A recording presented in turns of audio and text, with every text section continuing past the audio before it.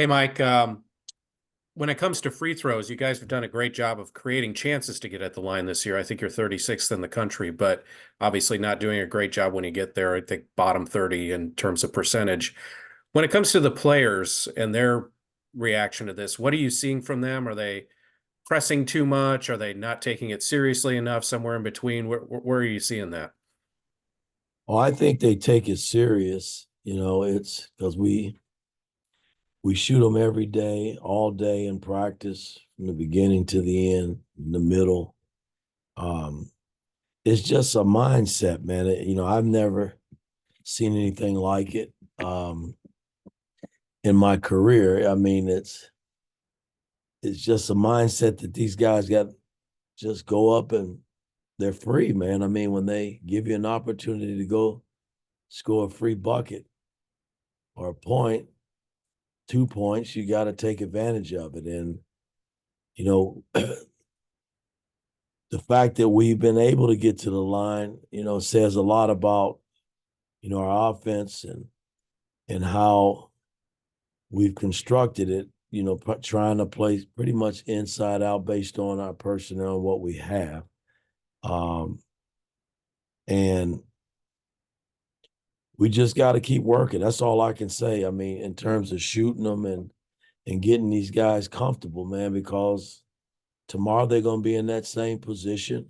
They're going to get fouled, and they got to just step up and make them. Mike, then Alex.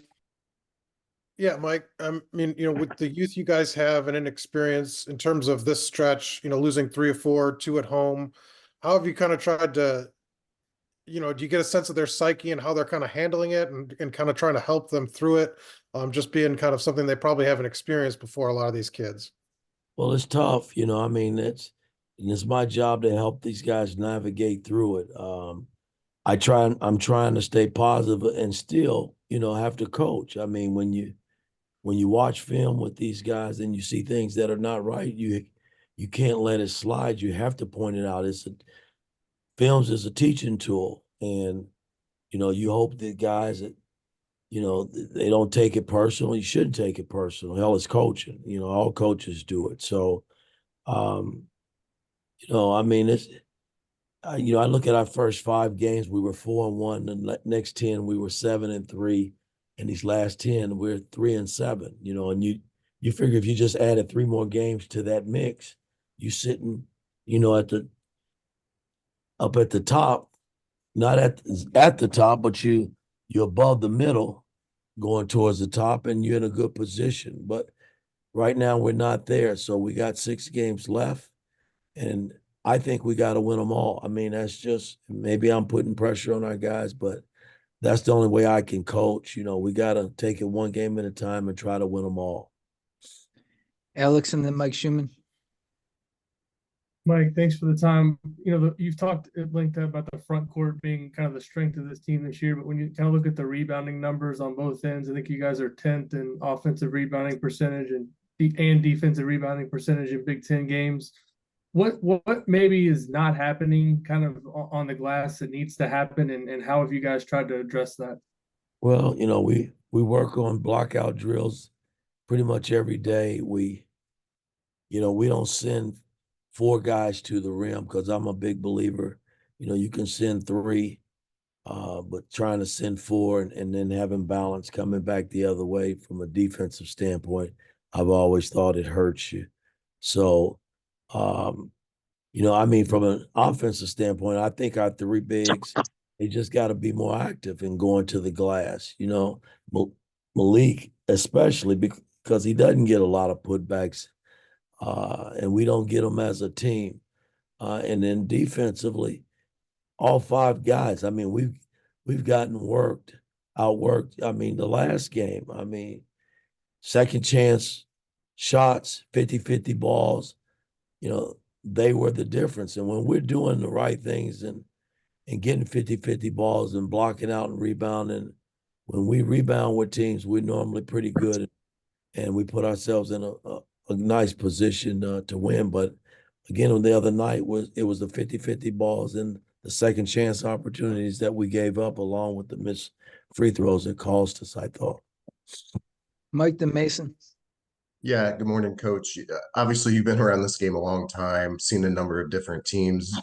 What's your theory on, can a team become a good free throw shooting team, or is that something that if it's important to you as a staff, it's going to have to be emphasized in recruiting? Well, I mean, I look at, McKenzie, he's probably our best free throw shooter. I mean, Gabe is not a bad free throw shooter from there. It's not real good. And it's not like these guys got bad strokes. I mean, Malik's shot is a good shot. The big fella Ware is a good shot. Gallo's shot's not that, it's not tore up. I mean, none of these guys' shots are tore up. So I look at it just from a mental standpoint, man. I mean, you can't be scared to step up there. I mean, it's a part of basketball.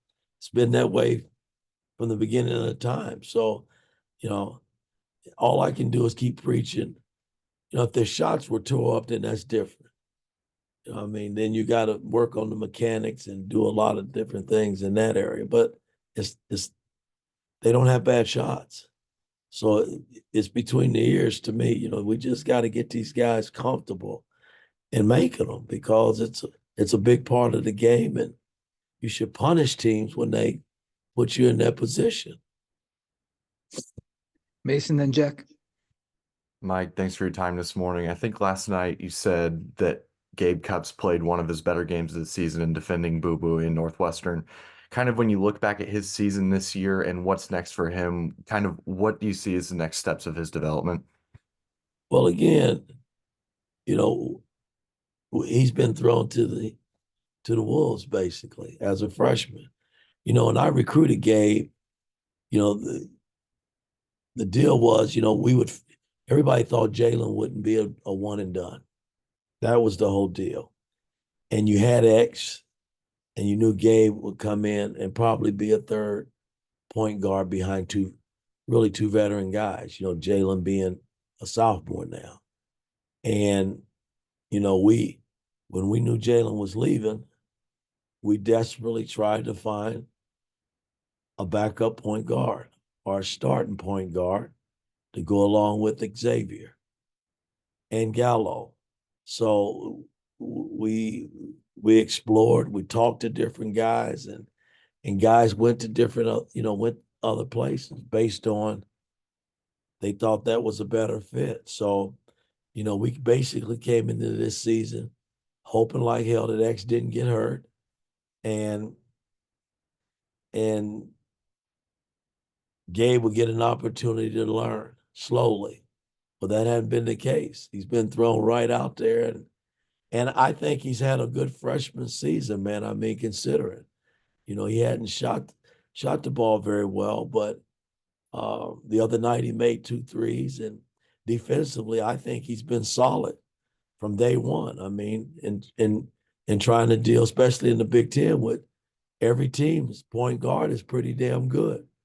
And he's pretty much held his own from a defensive standpoint. I thought the other night against Boo Boo, I mean, he's been one of the hottest point guards in the league, and to hold that young man 3 for 14 shooting, and some of the different times down the floor where he was able to keep him in front, which has been a task for a lot of teams.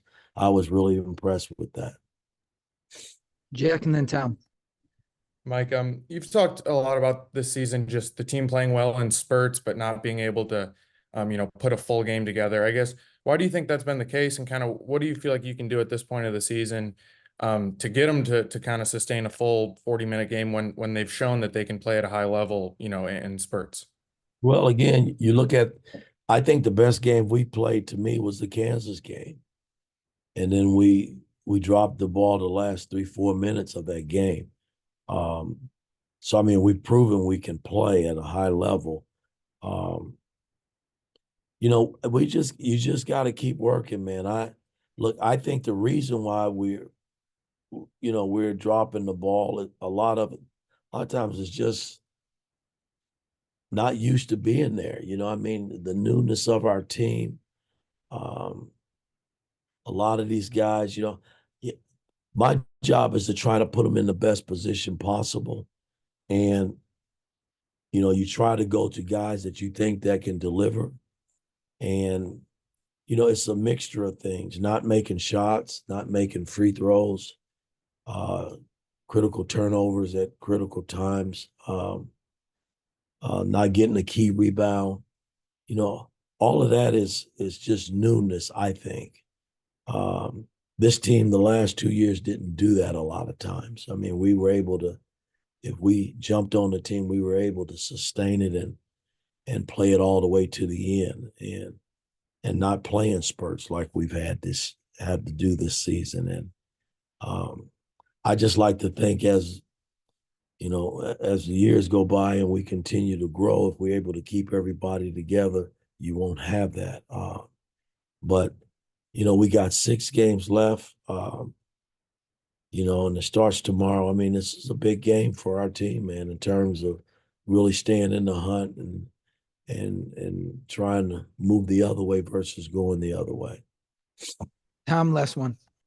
Mike, in 2024 here, you and I both turned 66 years old, and I know how my mindset kind of works, and I'm kind of curious about how yours works. Like, do you think at all in the few little minutes of off time you have as to how much longer you want to do this?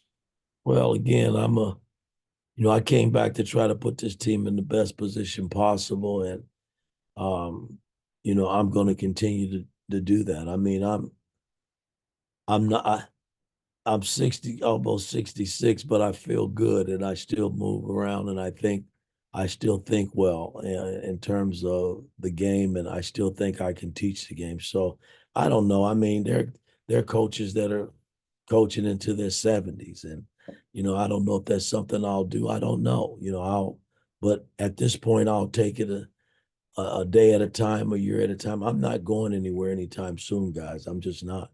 So I'm going to continue to build this team and try to put this team in the best position possible and see where it leads us.